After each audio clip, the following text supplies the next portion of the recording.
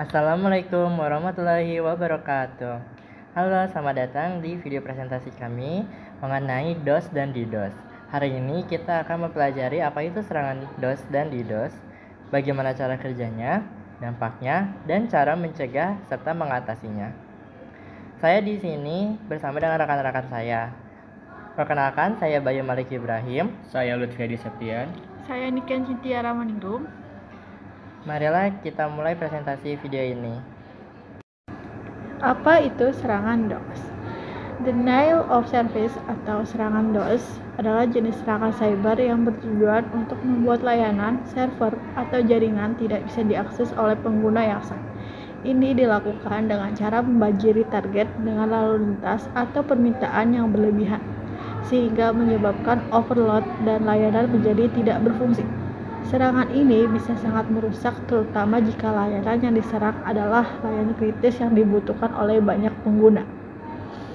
Jadi, DOS adalah serangan untuk membuat layanan tidak tersedia dengan membanjiri dengan lalu lintas. Serangan DOS bisa dilakukan dengan berbagai cara, termasuk mengirimkan permintaan yang tidak valid menggunakan botnet untuk mengirimkan lalu lintas secara massal atau memanfaatkan kerentanan dalam perangkat lunak atau sistem operasi target. Nah, kalian sudah mengetahui apa itu DOS. Nah, kalian juga mendengar kata-kata DDoS. Nah, jadi apa sih perbedaan DOS dan DDoS? Nah, kalau serangan DOS biasanya dilakukan oleh satu mesin dan koneksi internet. Sedangkan serangan DDoS atau Distributed Denial of Service menggunakan banyak sistem yang sudah dikompromikan untuk melancarkan serangan terkoordinasi ke target. Hal ini membuat serangan DDoS lebih sulit diatasi karena berasal dari banyak sumber. DDoS biasanya lebih merusak karena volume lalu lintas yang jauh lebih besar dan sulit untuk diblokir secara efektif. Jadi, DOS merupakan serangan dari satu sumber, dan sedangkan DDoS merupakan serangan dari beberapa sumber yang terkoordinasi. Nah, dalam serangan DDoS, para penyerang biasanya menggunakan botnet, yaitu jaringan perangkat yang telah diinfeksi malware dan dikendalikan dari jarak jauh. Botnet ini dapat terdiri dari ribuan hingga jutaan perangkat yang semuanya mengirimkan lalu lintas ke target secara bersamaan. Jenis-jenis umum serangan DOS atau DDoS. Ada beberapa jenis serangan DOS dan DDoS yang umum. Masing-masing mengeksploitasi kerentanan yang berbeda. Yang pertama, Smurf Attack. Mengirimkan permintaan ICMP atau ping palsu dengan alamat IP korban, menyebabkan banjir lalu lintas. Serangan ini memanfaatkan protokol ICMP untuk mengirimkan permintaan ping ke semua komputer di jaringan dengan alamat IP yang dipalsukan sebagai alamat IP korban. Ketika komputer-komputer ini merespon, mereka menjadi korban dengan lalu lintas. Selanjutnya ada buffer overflow, yaitu membebani kapasitas buffer target menyebabkan aplikasi crash. Ini terjadi ketika lebih banyak data dikirim ke buffer memori daripada yang bisa ditangani. Ini bisa menyebabkan aplikasi crash atau membuka celah keamanan untuk eksploitasi lebih lanjut. Kemudian ada Flood Attack, yaitu membanjiri target dengan permintaan yang berlebihan, membuat server menjadi kewalahan. Flood Attack dapat menggunakan berbagai jenis lalu lintas seperti TCP, UDP, atau HTTP untuk membanjiri server dengan lebih banyak permintaan daripada yang bisa ditangani. Dan yang terakhir, ada yang namanya Ping of Death, mengirim ping yang rusak atau berukuran besar untuk membuat sistem target crash.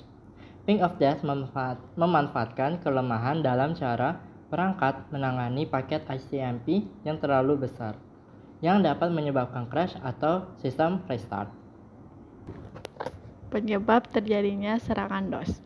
Serangan DOS bisa terjadi karena berbagai faktor, seperti penyalahgunaan protokol jaringan atau sistem yang salah konfigurasi, permintaan server yang berlebihan, dan serangan terkoordinasi.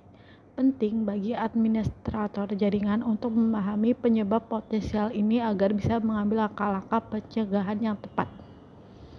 Misalnya, penyalahgunaan protokol jaringan bisa terjadi ketika penyerang mengeksploitasi cara protokol tertentu untuk menangani lalu lintas. Salah konfigurasi jaringan atau sistem dapat membuka celah yang dapat dimanfaatkan oleh penyerang untuk melancarkan serangan. Permintaan server yang berlebihan bisa terjadi secara alami atau diakibatkan oleh serangan. Sementara serangan terkoordinasi biasanya dilakukan oleh kelompok penyerang dengan tujuan tertentu. Kemudian ada langkah preventif. Untuk mencegah serangan DOS, kita perlu menerapkan beberapa strategi dan teknologi. Seperti menggunakan firewall dan sistem pencegahan intrusi atau IPS, itu dapat membantu untuk memblokir lalu lintas berbahaya sebelum mencapai jaringan atau sistem. Nah, jadi berikut merupakan langkah-langkah preventif. Yang pertama, menggunakan firewall dan sistem pencegahan intrusi atau IPS. Ini dapat memblokir lalu lintas berbahaya. Bekerja dengan memantau dan menganalisis lalu lintas jaringan serta memblokir lalu lintas yang dianggap mencurigakan atau berbahaya. Yang kedua, rate limiting, mengontrol laju permintaan yang masuk. Rate limiting membatasi jumlah permintaan yang dapat dikirim ke server dalam waktu tertentu, sehingga mengurangi risiko overload. Yang ketiga, ada load balancer, mendistribusikan lalu lintas ke beberapa server. Load balancer membantu mendistribusikan lalu lintas jaringan ke beberapa server, sehingga mencegah satu server menjadi terlalu terbebani. Yang keempat, black hole routing, mengarahkan lalu lintas berbahaya ke jalur yang tidak ada. Black hole routing adalah teknik di mana lalu lintas yang dianggap berbahaya diarahkan ke black hole atau jalur yang tidak ada, sehingga tidak mencapai target dan menghentikan serangan. Langkah-langkah mengatasi serangan DOS. Saat diserang, kita harus cepat mengidentifikasi dan merespon.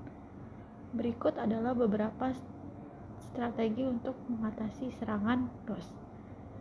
Menggunakan alat pemantauan jaringan bisa membantu mendeteksi lonjakan lalu lintas yang tidak biasa atau perilaku anomali.